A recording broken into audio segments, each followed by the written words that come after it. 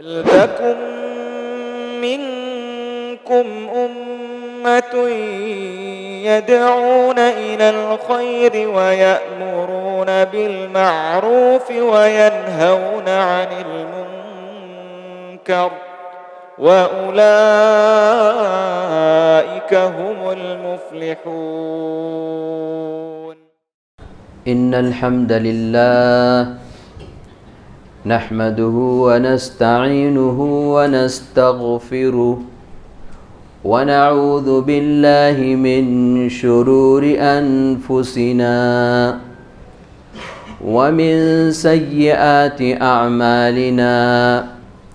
من يهده الله فلا مضل له ومن يضلل فلا هادي له. وأشهد أن لا إله إلا الله وحده لا شريك له وأشهد أن محمدًا عبده ورسوله.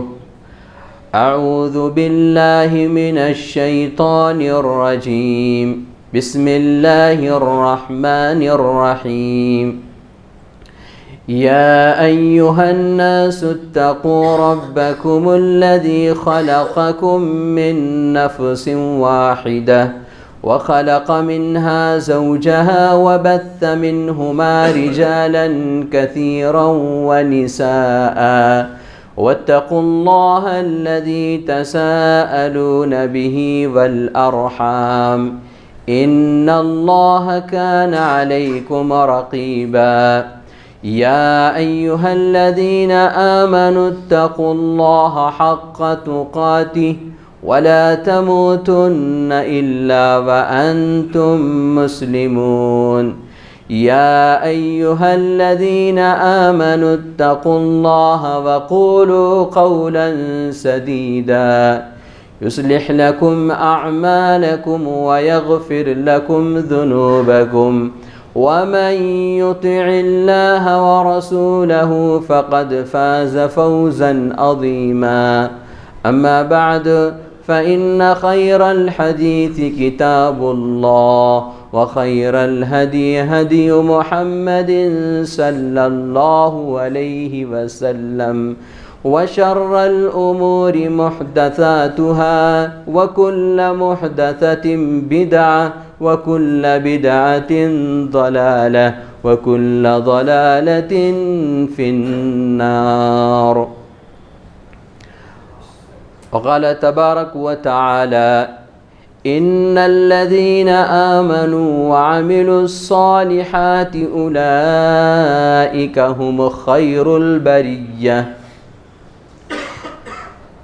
رب اشرح لي صدري ويسر لي أمري واحلل عقدة من لساني يفقه قولي رب زدني علما.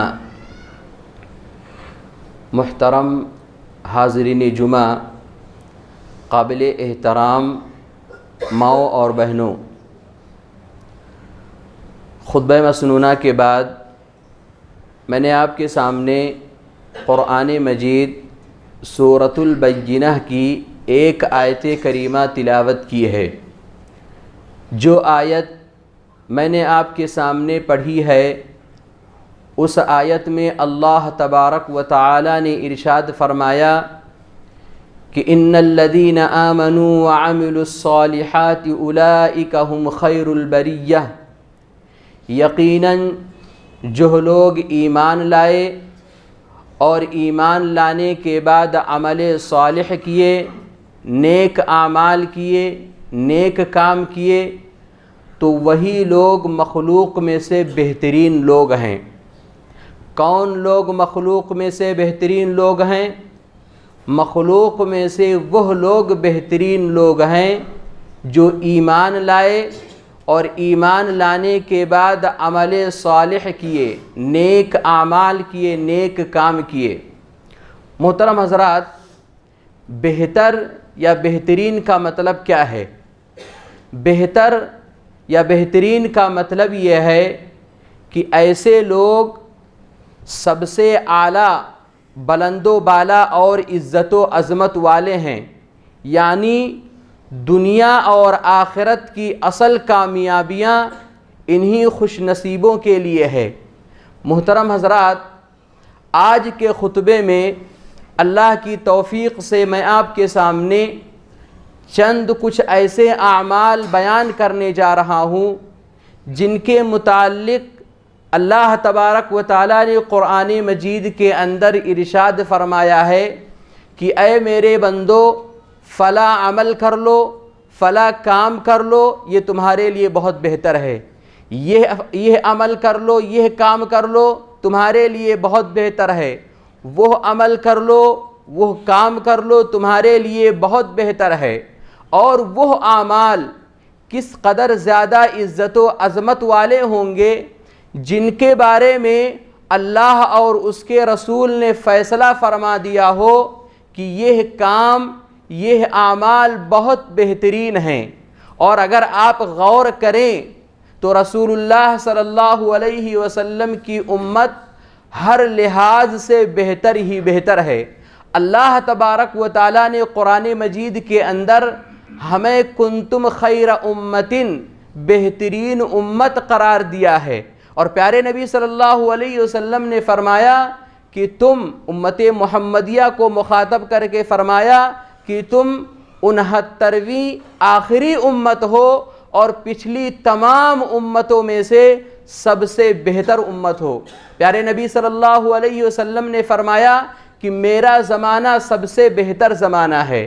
پیارے نبی صلی اللہ علیہ وسلم نے فرمایا کہ جمعے کا دن تمام دنوں سے بہتر ہے۔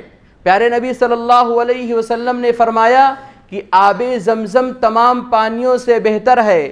پیارے نبی صلی اللہ علیہ وسلم نے فرمایا کہ کشادہ مجلس تمام مجلسوں سے بہتر ہے۔ پیارے نبی صلی اللہ علیہ وسلم نے فرمایا کہ مردوں کی پہلی صف سب سے بہتر ہے۔ پیارے نبی صلی اللہ علیہ وسلم نے فرمایا کہ درمیانہ حق مہر یہ سب سے بہتر ہے۔ پیارے نبی صلی اللہ علیہ وسلم نے فرمایا کہ توبہ کرنے والا گنہگار شخص یہ سب سے بہتر ہے۔ اور اللہ تبارک و تعالیٰ نے فرمایا کہ لیلۃ القدر کی عبادت 1000 مہینوں کی عبادت سے بہتر ہے۔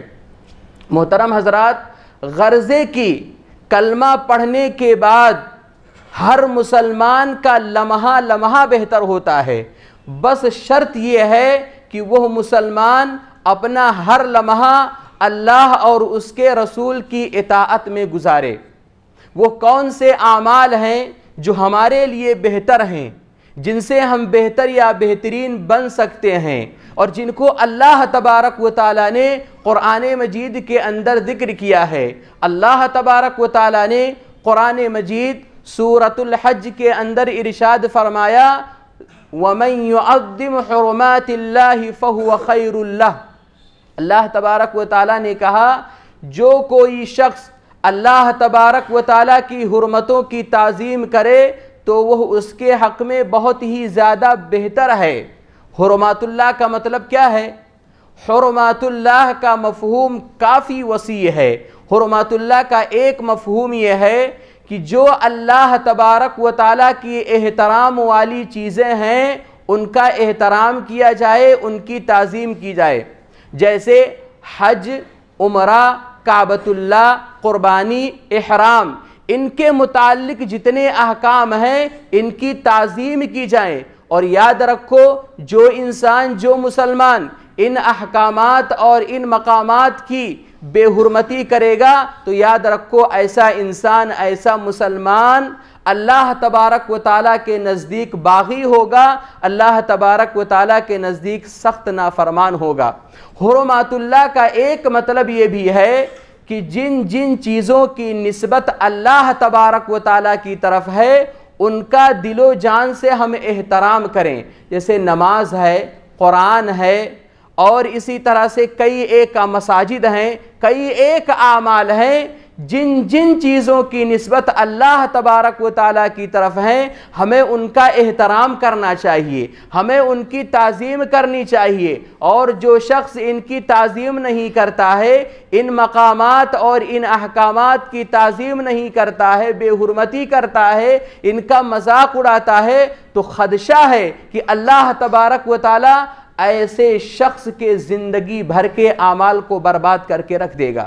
حرمات اللہ کا ایک مطلب یہ بھی ہے کہ اللہ تبارک و تعالیٰ نے جن چیزوں کو حرام قرار دیا ہے ایک مسلمان اس کے قریب نہ جائے، کرے نہیں بلکہ اس کے قریب نہ جائے، اور یہی ایک مسلمان کے لیے بہت بہتر ہے۔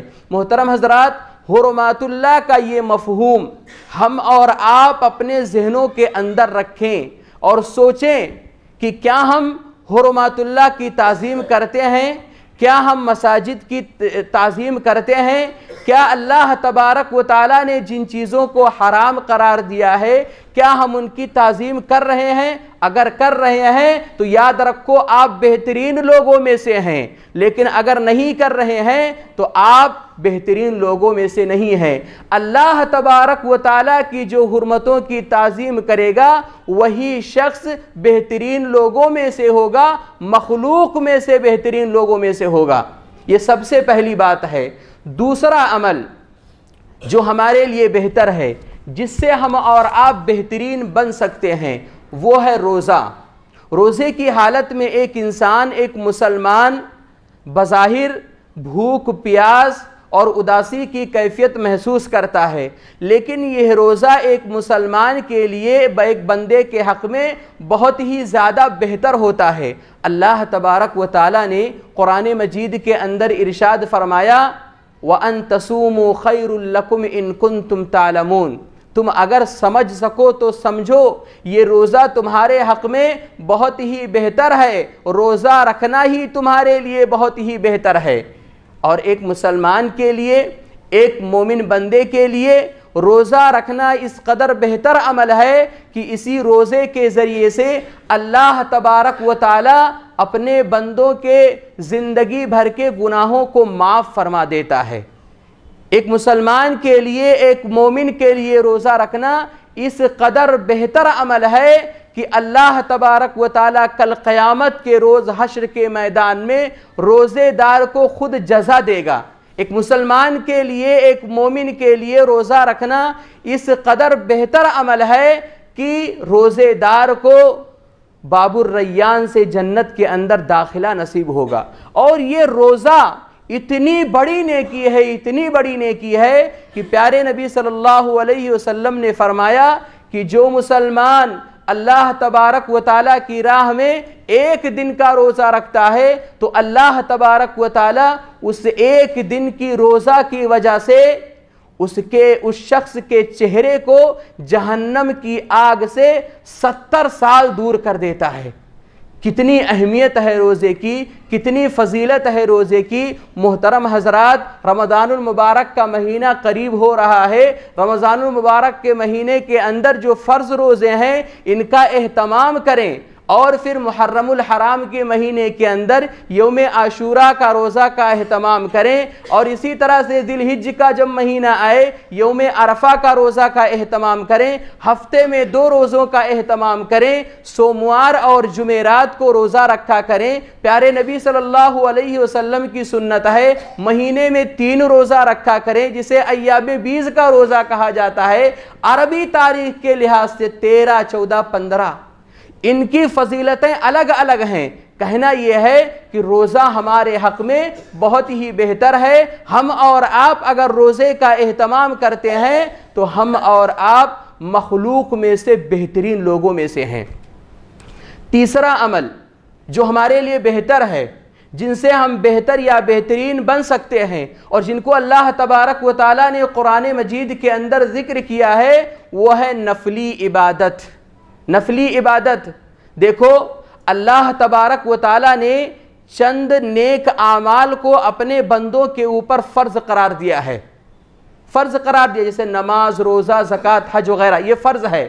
لیکن وہیں پر اللہ تبارک و تعالیٰ نے بعض ایسے اعلیٰ درجے کے نیک اعمال کو بندوں کے اختیار پر چھوڑ دیا ہے۔ یعنی اگر وہ بندہ کر لیتا ہے تو اللہ تبارک و تعالیٰ اسے دنیا اور آخرت کے اندر سارے خزانے عطا فرما دیتا ہے، اور اگر وہ نہیں کرتا ہے تو وہ گنہگار نہیں ہوگا۔ فرائض کے علاوہ جو نفلی عبادتیں ہیں، فرائض کے علاوہ جو نفلی نیکیاں ہیں، یہ کرنا ایک انسان کے لیے، ایک مسلمان کے لیے بہت ہی بہتر عمل ہے۔ قرآن مجید کے اندر اللہ تبارک و تعالیٰ نے ارشاد فرمایا وَمَن تَطَوَّعَ خَيْرًا فَهُوَ خَيْرٌ لَّهُ، جو کوئی شوق سے نیکی کرے، جو کوئی شوق سے عبادت کرے، نفلی نیکی کرے، نفلی عبادت کرے، تو اس کے حق میں یہ بہت ہی بہتر ہے، بہت ہی بہتر ہے۔ اس لیے محترم بھائیوں، نفلی عبادت ہم کو اور آپ کو زیادہ سے زیادہ کرنا چاہیے۔ اور آپ سب جانتے ہیں جنت کے 100 درجات ہیں، جنت کے 100 درجات ہیں، اور ان درجات کو جنت کے اندر پانے کے لیے نفلی عبادتیں ہی کام آئیں گی۔ یعنی جو انسان، جو مسلمان اپنے آپ کو صرف فرائض تک محدود رکھتا ہے، صرف فرض چیزیں کرتا ہے، تو وہ جنت کا حقدار تو ہوگا، لیکن وہ جنت کے اندر جو اعلیٰ درجے ہیں وہاں سے وہ محروم کر دیا جائے گا۔ اسی لیے اللہ تبارک و تعالیٰ نے کہا وَمَن تَطَوَّعَ خَيْرًا فَهُوَ خَيْرٌ لَّهُ، جس نے نفل عبادت کی، نفل نیکی کی، زکوٰۃ آپ دیتے ہیں یہ فرض ہے، اس کے علاوہ جو آپ صدقات و خیرات کرتے ہیں یہ نفل نیکی ہے، یہ نفلی صدقات و خیرات ہے، یہ اگر آپ کرتے ہیں جنت کے اندر آپ کے درجات کو بلند کر دیا جائے گا نفلی نیکیوں کی وجہ سے۔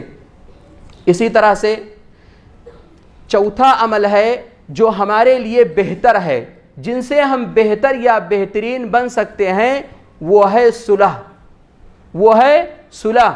آپ یہ بات جانتے ہیں کہ یہ دنیا کی زندگی ایک عارضی زندگی ہے، اور اس عارضی زندگی میں سکون اور راحت حاصل کرنے کا سب سے بڑا ذریعہ یہ ہے کہ انسان صلح و صفائی کے ساتھ اپنی زندگی گزر بسر کرے، اپنی اس کی زندگی جو ہے، اس کی جو سانس پوری ہو وہ صلح و صفائی کے ساتھ پوری ہو۔ اللہ تبارک و تعالیٰ نے قرآن مجید کے اندر کئی ایک مقامات پر صلح و صفائی کے ساتھ رہنے کا حکم دیا، اور آپس میں معاملات کو سنوار کر رکھنے والوں کو سچا مومن قرار دیا۔ قرآن مجید نے کہا وَالصُّلْحُ خَيْرٌ، صلح کرنا ہی تمہارے لیے، تمہارے حق میں بہت ہی بہتر چیز ہے۔ اور آپ جانتے ہیں صلح کرنے والا انسان اپنی زندگی کو نہایت ہی سکون و اطمینان کے ساتھ گزارتا ہے، اور جو صلح نہیں کرتا ہے، صلح نہ کرنے والا انسان بہت ساری آزمائشوں میں پھنس جاتا ہے، بہت ساری تلخیوں میں پھنس جاتا ہے، بہت ساری اداسیوں کے دلدل میں پھنس جاتا ہے۔ اور یہ جانتے ہیں یہ صلح کرنا اس قدر بہتر عمل ہے، اس قدر بہتر عمل ہے کہ پیارے نبی صلی اللہ علیہ وسلم نے فرمایا، حضرات صحابہ کرام سے کہا کہ کیا میں تمہیں نماز، روزے، صدقے سے درجے میں افضل عمل کی خبر نہ دوں؟ حضرات صحابہ کرام رضوان اللہ علیہم اجمعین نے کہا اے اللہ کے نبی صلی اللہ علیہ وسلم، آپ مجھے ضرور بتائیں، آپ ہمیں ضرور بتائیں۔ پیارے نبی صلی اللہ علیہ وسلم نے فرمایا آپس کے معاملات میں اصلاح کرو۔ ہم انسان ہیں، انسان ہونے کے ناطے ہمارے درمیان انبن ہو جاتی ہے، بہت سارے معاملات ہمارے خراب ہو جاتے ہیں۔ اسلامی شریعت یہ کہتی ہے کہ ہم اور آپ آپس کے معاملات میں اصلاح کریں۔ آپ غور کریں کہ پیارے نبی صلی اللہ علیہ وسلم نے نماز، روزے، صدقے، صلح کے عمل کو نماز سے، روزے کے عمل سے بہتر قرار دیا ہے۔ کیوں قرار دیا ہے؟ اس لیے قرار دیا ہے کہ جو انسان لڑائی جھگڑا کرتا ہے، مار پیٹ کرتا ہے، وہ انسان، اس کا جو دماغ ہوتا ہے، اس کے دماغ میں ہمیشہ بدگمانی کا جالا رہتا ہے، ہمیشہ وہ پروپیگنڈے کرتا ہے، ہمیشہ وہ لڑائی جھگڑے کرنے کی باتیں کرتا ہے، اور اس لڑائی جھگڑے کرنے کی وجہ سے وہ انسان کبھی بھی صحیح کام نہیں کر سکتا ہے، کبھی بھی صحیح نیکی نہیں کر سکتا ہے۔ اور جو انسان صلح پسند ہوتا ہے، صلح کرنے والا ہوتا ہے، وہ انسان، اس کا دل اور دماغ ان ساری چیزوں سے پاک ہوتا ہے، اور پھر وہ خیر کے کاموں میں بڑھ چڑھ کر کے حصہ لیتا ہے۔ صلح کا عمل اس قدر بہتر عمل ہے ایک مومن کے لیے، ایک مسلمان کے لیے، کہ پیارے نبی صلی اللہ علیہ وسلم نے جھوٹ بولنے کی اجازت دی ہے۔ آپ جانتے ہیں کہ جھوٹ کبیرہ گناہوں میں سے ہے، جھوٹ بہت بڑا گناہ ہے، اسلامی شریعت نے منع فرمایا ہے، لیکن صلح کی بات جب آئی تو پیارے نبی صلی اللہ علیہ وسلم نے اجازت دی۔ پیارے نبی صلی اللہ علیہ وسلم نے کہا کہ ایسا آدمی جھوٹا نہیں ہے جو لوگوں کے درمیان صلح کرواتے ہوئے خیر کی بات آگے بڑھا دے، خیر کی بات کہہ دے۔ اور پیارے نبی صلی اللہ علیہ وسلم نے یہ بھی فرمایا، ایک ایسے انسان، ایک ایسے شخص کے بارے میں فرمایا کہ جو مسلمان اللہ تبارک و تعالیٰ کے لیے معافی مانگ لے، اللہ تبارک و تعالیٰ کے لیے معاف کر دے کسی کو، تو ایسے انسان کے عزت کے اندر کبھی بھی کوئی کمی نہیں آ سکتی ہے۔ ہمیں چاہیے کہ ہمارے زندگی کے اندر بہت سارے معاملات ہوتے ہیں، ان معاملات کی ہم اور آپ اصلاح کریں۔ اسی طرح سے محترم بھائیوں، پانچواں عمل جو ہمارے لیے بہتر ہے اور جس سے ہم بہتر یا بہترین بن سکتے ہیں، وہ ہے ناپ تول میں برابر تولنا۔ ناپ تول میں برابر تولنا، برابر رکھنا، ناپ تول میں کمی نہیں کرنا۔ اللہ تبارک و تعالیٰ نے قرآن مجید کے اندر ارشاد فرمایا، وَأَوْفُوا الْكَيْلَ إِذَا كِلْتُمْ وَزِنُوا بِالْقِسْطَاسِ الْمُسْتَقِيمِ ذَلِكَ خَيْرٌ وَأَحْسَنُ تَأْوِيلًا۔ اللہ تبارک و تعالیٰ نے کہا کہ جب کبھی تم کوئی بھی چیز ناپو تو پیمانہ کو پورا بھرا کر کے دو اور سیدھی ترازو سے تولا کرو، ڈنڈی مت مارو۔ یہ اسلامی شریعت کی تعلیم ہے۔ ذالک خیر و احسن تأویلا، قرآن مجید کہتا ہے کہ اگر تم ناپ تول میں کمی نہیں کرتے ہو، برابر تولتے ہو، تو یہ تمہارے لیے بہت ہی بہتر ہے، انجام کے لحاظ سے بھی بہت اچھا ہے۔ آپ سب جانتے ہیں کہ ناپ تول میں کمی کرنا یہ کبیرہ گناہ ہے۔ بڑے گناہوں میں سے ایک بڑا گناہ یہ بھی ہے، اور اس سے ایک انسان کی آمدنی حرام ہو جاتی ہے۔ اور جانتے ہیں ناپ تول میں کمی کرنے کی وجہ سے اللہ تبارک و تعالی معاشرے پر بہت ساری چیزوں کو مسلط کر دیتا ہے۔ اس میں سے ایک قحط سالی کو مسلط کر دیتا ہے۔ دوسرا یہ کہ اللہ تبارک و تعالی روزگاری میں تنگی فرما دیتا ہے، بے روزگاری کو بڑھا دیتا ہے، ظالم حکمرانوں کو معاشرے کے لوگوں پر مسلط کر دیتا ہے۔ پیارے نبی صلی اللہ علیہ وسلم نے فرمایا، وَلَمْ يَنْقُصُ الْمِكْيَالَ وَالْمِيزَانَ إِلَّا أُخِذُوا بِالسِّنِينَ۔ پیارے نبی صلی اللہ علیہ وسلم نے فرمایا کہ معاشرے کے لوگ، سماج اور سوسائٹی کے لوگ جب ناپ تول میں کمی کرتے ہیں تو اللہ تبارک و تعالیٰ قحط سالی کے ذریعے سے، بے روزگاری کے ذریعے سے، ظالم حکمرانوں کے ذریعے سے انہیں سزا دیتا ہے۔ اللہ تبارک و تعالیٰ سزا دیتا ہے۔ اور جانتے ہیں جو لوگ ناپ تول میں کمی کرتے ہیں، قرآن مجید نے ایسے لوگوں کے لیے ہلاکت کا اعلان کیا ہے۔ وَيْلٌ لِّلْمُطَفِّفِينَ الَّذِينَ إِذَا اكْتَالُوا عَلَى النَّاسِ يَسْتَوْفُونَ وَإِذَا كَالُوهُمْ أَوْ وَزَنُوهُمْ يُخْسِرُونَ أَلَا يَظُنُّ أُولَٰئِكَ أَنَّهُم مَّبْعُوثُونَ لِيَوْمٍ عَظِيمٍ۔ ویل ہے، بربادی ہے، خرابی ہے ایسے لوگوں کے لیے جو ناپ تول میں کمی کرتے ہیں۔ ان کا معاملہ کیا ہوتا ہے؟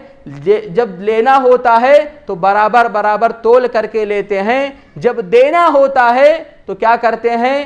اس کے اندر کمی کر کے دیتے ہیں۔ قرآن مجید کہتا ہے کہ کیا ایسے لوگوں کو معلوم نہیں ہے جو لوگ ناپ تول میں کمی بیشی کرتے ہیں، کیا ایسے لوگوں کو معلوم نہیں ہے کہ انہیں اٹھایا بھی جائے گا اور ایک بڑے سخت دن کے لیے اٹھایا جائے گا؟ اس لیے محترم بھائیوں، ہم اور آپ اگر اپنی زندگی کے اندر بہترین یا بہتر بننا چاہتے ہیں، بہترین لوگوں کے لسٹ میں شامل ہونا چاہتے ہیں، تو خرید و فروخت میں ناپ تول میں برابر تولا کریں، ناپ تول میں کمی نہ کیا کریں۔ یہ کبیرہ گناہ ہے، اس سے سب کو بچنا چاہیے۔ اسی طرح سے محترم بھائیوں، چھٹا عمل خطبہ جمعہ کے لیے اول وقت پر مسجد میں آنا۔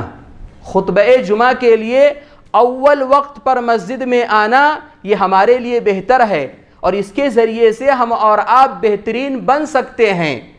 اللہ تبارک و تعالیٰ نے قرآن مجید کے اندر ارشاد فرمایا، یا ایھا الذین آمنوا اذا نودی للصلاۃ من یوم الجمعۃ فاسعوا الی ذکر اللہ وذروا البیع ذلکم خیر لکم ان کنتم تعلمون۔ اللہ تبارک و تعالیٰ نے کہا کہ اے ایمان والو، جب جمعہ کے دن نماز کے لیے اذان دی جائے تو اللہ کے ذکر میں، اللہ کے یاد میں، یعنی نماز کے لیے جلدی کرو اور خرید و فروخت کو ترک کر دو۔ اگر تم سمجھ سکو تو سمجھو، یہ تمہارے حق میں بہت ہی زیادہ بہتر ہے۔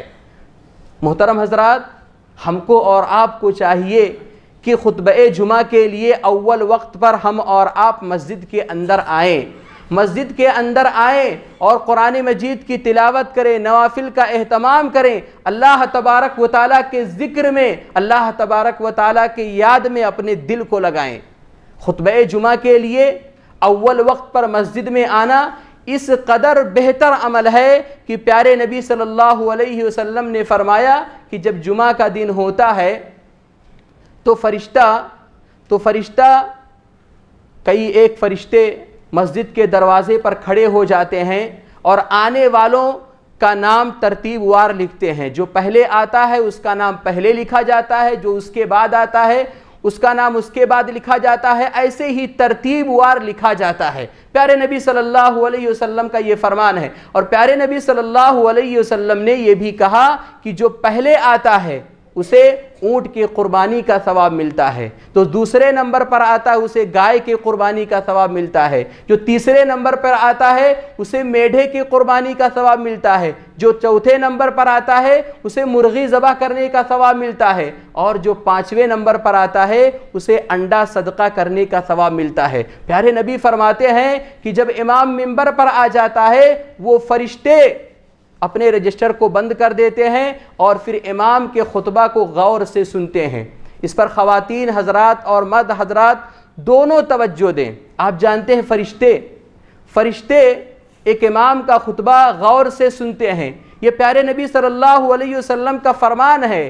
ایک ہم اور آپ ہیں کہ جمعہ کے اندر خطبہ جمعہ ہوتی ہے، مائیں اور بہنیں بھی بیٹھ کر کے باتیں کر رہی ہوتی ہیں، نہ جانے کہاں کہاں کی باتیں کر رہی ہوتی ہیں، جبکہ آپ کے درمیان میں، ہمارے درمیان میں وہیں پر ایک ایسا مخلوق ہے جس کو ہم فرشتہ کہتے ہیں، جس کو اللہ تبارک و تعالیٰ نے پیدا کیا ہے، وہ ہمارے درمیان میں بیٹھ کر کے امام کے خطبہ کو سن رہا ہے۔ اس پر ہم سب کو غور کرنا چاہیے۔ اور محترم حضرات، خطبہ جمعہ کے لیے مسجد میں اول وقت پر آنا اس قدر بہتر عمل ہے کہ پیارے نبی صلی اللہ علیہ وسلم نے فرمایا کہ جو مسلمان خطبہ جمعہ کے لیے اول وقت پر آتا ہے اور امام سے قریب ہو کر کے بیٹھتا ہے، ایسا نہیں کہ جہاں جگہ پایا ویسے ہی بیٹھ گیا، بلکہ وہ دیکھتا ہے کہ جگہ پہلے صف میں کہاں خالی وہاں بیٹھتا ہے، دوسرے صف میں کہاں جگہ خالی وہاں بیٹھتا ہے،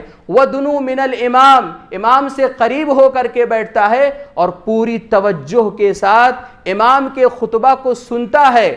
پیارے نبی فرماتے ہیں کہ اس کے ہر ایک قدم کے بدلے میں اللہ تبارک و تعالی اسے 1 سال کے روزے کا ثواب دیتا ہے اور 1 سال کے قیام کا ثواب دیتا ہے۔ کتنی بڑی فضیلت ہے! اس فضیلت کو ہم اور آپ بس ایسے ہی اپنے ہاتھوں سے جانے دیتے ہیں، مسجد کے اندر آتے ہیں، دوسروں کے کندھوں کو فلانگتے ہوئے آتے ہیں، ایک دوسرے کو اشارہ کرتے ہیں، باتیں کرتے ہیں، اور کتنے لوگوں کی شکایت یہ ہے کہ مرد حضرات میں پیچھے بیٹھ کر کے موبائل چلاتے ہیں، گوگل پے وغیرہ کرتے رہتے ہیں، کتنے لوگوں کی شکایت آتی ہے۔ یہ اچھی بات نہیں ہے، اور خواتین پر اللہ تبارک و تعالی رحم فرمائے، انہیں یہ ایک موقع دیا جاتا ہے کہ وہ آئیں، جمعہ کے اندر خطیب کا خطبہ سنیں، کچھ سیکھیں اور اپنے بچوں کو سکھائیں، اپنے معاشرے والوں کو سکھائیں، لیکن وہ آ کر کے بیٹھ کر کے بات کرتی ہیں، ثواب لینے کے بجائے وہ یہاں سے گناہ لے کر کے جاتی ہیں۔ یہ بڑے افسوس کی بات ہے۔ اس لیے محترم ماؤں اور بہنوں اور محترم حضرات، آپ سب سے گزارش یہ ہے کہ خطبہ جمعہ کے لیے مسجد میں آنا یہ ایک بہت بہتر عمل ہے۔ اگر آپ آتے ہیں اور اسلامی شریعت کی جو تعلیم ہے اس کو آپ بروئے کار لے کر کے آتے ہیں، اس کے مطابق آپ عمل کرتے ہیں، آپ بہترین لوگوں میں سے ہیں۔ قرآن مجید نے کہا ذالکم خیر لکم ان کنتم تعلمون، اگر تم سمجھ سکو تو سمجھو، تمہارے لیے یہ بہت ہی بہتر ہے۔ اسی طرح سے محترم بھائیوں، 7واں عمل تنگ دست کو مہلت دینا۔ امیری اور غریبی پر صرف اور صرف اللہ تبارک و تعالیٰ کا اختیار ہے، یہ اللہ تبارک و تعالیٰ کا سسٹم ہے، کوئی امیر ہوتا ہے، کوئی غریب ہوتا ہے، اور اسی کے ذریعے سے یہ دنیا چل رہی ہے۔ لیکن محترم حضرات، آپ نے کسی تنگ دست کو کچھ پیسے دے دیا، کچھ روپے قرض کے طور پر دے دیا، اور آپ نے کہا کہ 4 مہینے کے اندر، 6 مہینے کے اندر آپ نے لوٹا دینا ہے، لیکن وہ شخص حالات کی تنگی کی وجہ سے لوٹا نہیں پا رہا ہے، تو آپ کیا کرتے ہیں؟ اللہ تبارک و تعالیٰ کی خوشنودی کے لیے یا تو آپ اسے مہلت دے دیتے ہیں، اگر وہ مالدار ہے، سامنے والا دینے کے لائق ہے کہ ہاں وہ بعد میں دے سکتا ہے، تو آپ اگر اس کو مہلت دے دیتے ہیں، یا پھر اگر کوئی محتاج ہے واقعتاً وہ آگے بھی نہیں دے سکتا ہے، آپ اسے معاف کر دیتے ہیں، صدقہ کر دیتے ہیں، تو قرآن مجید کہتا ہے کہ یہ تمہارے لیے بہت ہی بہتر ہے۔ وَإِن كَانَ ذُو عُسْرَةٍ فَنَظِرَةٌ إِلَى مَيْسَرَةٍ وَأَن تَصَدَّقُوا خَيْرٌ لَكُمْ إِن كُنتُمْ تَعْلَمُونَ۔ قرآن مجید کہتا ہے کہ اگر کوئی تنگ دست ہے اور وہ آسانی چاہتا ہے تو اسے آسانی دے دو، اسے مہلت دے دو، اور اگر کوئی بہت زیادہ کمزور ہے، دینے کے لائق نہیں ہے، اور تم معاف کر دیتے ہو، صدقہ کر دیتے ہو، تو یہ تمہارے حق میں بہت ہی زیادہ بہتر ہے، بہت ہی زیادہ بہتر ہے۔ محترم حضرات، تنگ دست کو مہلت دینا اور معاف کرنا یہ اس قدر بہتر عمل ہے کہ پیارے نبی صلی اللہ علیہ وسلم نے حضرات صحابہ کرام رضوان اللہ علیہم اجمعین سے کہا کہ پچھلی امتوں میں سے ایک شخص کے پاس، ایک روح کے پاس فرشتے آئے، اور وہ جو فرشتے آئے تھے وہ روح قبض کرنے کے لیے آئے تھے۔ روح قبض کرنے والوں فرشتوں نے اس سے کہا کہ تو نے اپنی زندگی کے اندر کیا کوئی کام اچھا کیا ہے؟ تو اس نے کہا کہ میرے پاس جو نوکر تھے، ان نوکروں کو میں نے جس کام پر لگا رکھا تھا، میں چونکہ قرض دیا کرتا تھا اور وہ لکھا پڑھتے تھے، وصولی کیا کرتے تھے، میں جن نوکروں کو لگا کر کے رکھا تھا ان لوگوں سے کہہ کر کے رکھا تھا کہ جو لوگ مالدار ہیں اور جن کا وقت پورا ہو چکا ہے قرض دینے کا اور وہ نہیں دے پا رہے ہیں، تو ان کو مہلت دے دو، ان کو سختی دے دو، ان کو مہلت دے دو، ان کے اوپر سختی نہ کرو، اور جو لوگ محتاج ہیں انہیں معاف کر دو۔ یہی میں کام کیا کرتا تھا۔ فرشتوں نے جب یہ جواب سنا، پیارے نبی فرماتے ہیں کہ فرشتوں نے بھی اس کے ساتھ درگزر کیا، اس کے ساتھ سختی نہیں کی۔ یہ کتنا بڑا عمل ہے! تنگ دست کو مہلت دینا یا معاف کرنا یہ بہت بڑا عمل ہے۔ آپ اگر دنیا کے بہتر یا بہترین انسان بننا چاہتے ہیں تو ہم اور آپ اپنے اندر یہ صفت پیدا کریں، تنگ دست کو مہلت دیں یا تنگ دست کو معاف فرما دیں۔ یہ بہت بڑی صفت ہے، ہمارے اندر ہونی چاہیے۔ اسی طرح سے محترم بھائیوں، 8واں عمل یتیموں کے ساتھ حسن سلوک کرنا۔ یتیم اس بچے یا بچی کو کہتے ہیں جن کا باپ دنیا سے جا چکا ہو۔ ایسے بچوں کے ساتھ میل جول رکھنا، ان کے پاس اگر مال ہے تو ان کی حفاظت کرنا، اور ایسے بچوں کی ہر پل اصلاح کرتے رہنا، ان کی خیر خواہی کرتے رہنا، یہ بہت ہی بہتر عمل ہے۔ قرآن مجید نے کہا وَيَسْأَلُونَكَ عَنِ الْيَتَامَى قُلْ إِصْلَاحٌ لَهُمْ خَيْرٌ۔ اے پیغمبر، یہ لوگ آپ سے یتیموں کے حوالے سے سوال دریافت کرتے ہیں، آپ ان سے کہہ دیجئے کہ یتیموں کی اصلاح کرنا، یتیموں کے ساتھ حسن سلوک کرنا، ان کی اصلاح کرنا، ان سے میل جول رکھنا، ان کی خیر خواہی کرنا، یہ بہت ہی بہتر عمل ہے، بہت ہی اچھا کام ہے۔ اور پیارے نبی صلی اللہ علیہ وسلم نے اس حوالے سے فرمایا کہ میں اور یتیم کی کفالت کرنے والا جنت میں اس طرح ہوں گے۔ پیارے نبی صلی اللہ علیہ وسلم نے اپنی شہادت کی انگلی کے ساتھ میں، اس کے ساتھ میں جو دوسری انگلی ہوتی ہے، جو بڑی والی انگلی ہوتی ہے، اس کو ملا کر کے اشارہ کر کے کہا کہ میں اور یتیم کی کفالت کرنے والا بالکل اس طرح سے ہوں گے۔ تو محترم حضرات، ہمارے معاشرے کے اندر، ہمارے سماج کے اندر، ہمارے رشتہ داروں کے اندر اگر یتیم ہیں تو ان کے ساتھ میل جول رکھیں، ان کے ساتھ خیر خواہی کریں، ان کے ساتھ اصلاح کا کام کریں۔ یہ بہت بڑا عمل ہے، اور اسی عمل کے ذریعے سے آپ دنیا کے بہترین انسان، دنیا کے بہترین لوگ بن سکتے ہیں۔ اسی طرح سے محترم بھائیوں، 9واں عمل باقی رہنے والی نیکیاں جو ہمارے لیے بہتر ہیں، جن سے ہم اور آپ بہترین بن سکتے ہیں۔ قرآن مجید نے کہا المال والبنون زینۃ الحیات الدنیا والباقیات الصالحات خیر عند ربک ثوابا وخیر عملا۔ مال اور بیٹے، مال اور اولاد یہ دنیاوی زندگی کی رونق و زینت ہیں، دنیاوی زندگی کی رونق و زینت ہیں۔ والباقیات الصالحات خیر عند ربک ثوابا وخیر عملا، اور وہ نیکیاں جو باقی رہنے والی ہیں ثواب کے لحاظ سے اللہ تبارک و تعالیٰ کے یہاں بہت ہی زیادہ اچھے ہیں، اور امید کے لحاظ سے بہت ہی زیادہ بہتر ہیں، بہت ہی زیادہ بہتر ہیں۔ اس آیت کی تفسیر میں امام احمد بن حنبل رحمۃ اللہ علیہ اور علامہ البانی رحمۃ اللہ علیہ نے اپنی کتابوں کے اندر پیارے نبی صلی اللہ علیہ وسلم کی ایک حدیث کو لے کر کے آئے ہیں۔ اس میں لکھا ہے، انہوں نے ذکر کیا ہے کہ پیارے نبی صلی اللہ علیہ وسلم نے فرمایا کہ سبحان اللہ، الحمدللہ، اللہ اکبر، لا الہ الا اللہ، لا حول ولا قوت الا باللہ، یہ مبارک کلمات باقیات الصالحات ہیں، یہ مبارک کلمات باقیات الصالحات ہیں۔ لیکن دوسرے بہت سارے بڑے علماء یہ بھی کہتے ہیں، اور زیادہ تر یہ بھی بات صحیح ہے، وہ بھی بات صحیح ہے کہ جو عمل، جو نیکی اخلاص کے ساتھ کی گئی ہو اور پیارے نبی صلی اللہ علیہ وسلم کے طریقے پر کی گئی ہو، وہی باقیات الصالحات ہے۔